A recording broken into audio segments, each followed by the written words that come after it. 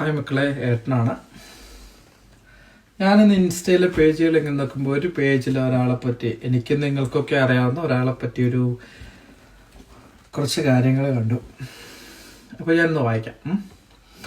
Pandalam NSS കോളേജിന്റെ വരാന്തകളിലൂടെ പുസ്തകങ്ങളും മാറോട് ചേർത്ത് നടന്നൊരു നാട്ടിൻപുറത്തുകാരി സുന്ദരി പെൺകുട്ടി ഉണ്ടായിരുന്നു. പേര് ദിവ്യ.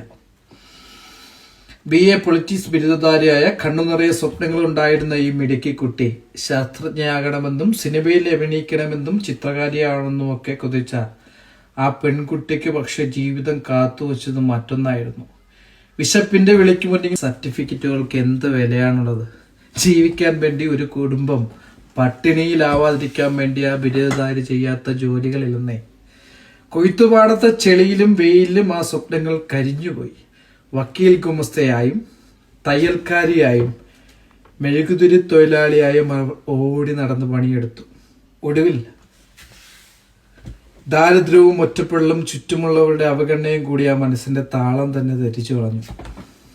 സമൂഹം അവരെ വിളിച്ച പേര്, ഞാനും നിങ്ങളും ഉൾപ്പെടുന്ന സമൂഹം അവരെ വിളിച്ച പേര് കോമാളി എന്ന് തന്നെയായിരുന്നു. പരിഹാസങ്ങളും കുറ്റപ്പെടുത്തലും താങ്ങാനാവാതെ വന്നപ്പോൾ, എല്ലാ വാതിലും അടഞ്ഞപ്പോൾ അവർ കണ്ടെത്തിയ അഭയമാണ് ഇന്ന് നിങ്ങൾ കാണുന്ന നാഗസൈരന്തി എന്ന വേഷം. സോഷ്യൽ മീഡിയയിൽ ഇവരുടെ വീഡിയോ കണ്ട് നമ്മൾ ചിരിക്കുമ്പോൾ, ട്രോളുകൾ ഓർക്കുക ആ വിചിത്രമായ വേഷത്തിലും സംസാരത്തിനും പിന്നിൽ ജീവിതത്തോട് പൊരുതി തോറ്റ വിധിയുടെ ക്രൂരതയേറ്റ് തകർന്നു പോയൊരു പെൺകുട്ടിയുടെ നിലവിളിയുണ്ട്.